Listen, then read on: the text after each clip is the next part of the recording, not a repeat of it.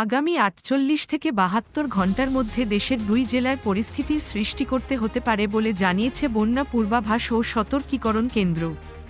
আজ ২৯শে জুন শনিবার নদ নদীর পরিস্থিতি ও পূর্বাভাসে বন্যা পূর্বাভাস ও সতর্কীকরণ কেন্দ্র জানিয়েছে, আগামী ৪৮ থেকে ৭২ ঘণ্টায় উত্তর পূর্বাঞ্চলের সুরমা, কুশিয়ারা, পুরাতন সুরমা, সারিগোয়াইন নদীর পানি সমতল দ্রুত বৃদ্ধি পেয়ে সিলেট ও সুনামগঞ্জ জেলার কতিপয় নিম্নাঞ্চলে স্বল্পমেয়াদী বন্যা পরিস্থিতির সৃষ্টি করতে পারে। পূর্বাভাসে আরও জানানো হয়েছে, ব্রহ্মপুত্র যমুনা নদ নদীর পানি সমতল স্থিতিশীল আছে, যা আগামী ২৪ ঘণ্টা পর্যন্ত অব্যাহত থাকতে পারে।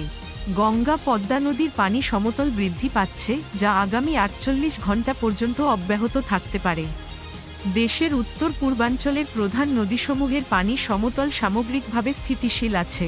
আবহাওয়া সংস্থাসমূহের তথ্য অনুযায়ী দেশের উত্তর পূর্বাঞ্চল ও তৎসংলগ্ন এলাকায় উজানে আগামী ৭২ ঘণ্টায় ভারী থেকে অতি ভারী বৃষ্টিপাতের পূর্বাভাস রয়েছে। ফলে এই সময় দেশের উত্তর পূর্বাঞ্চলের নদীসমূহের পানি সমতল বৃদ্ধি পেতে পারে। Channel I online.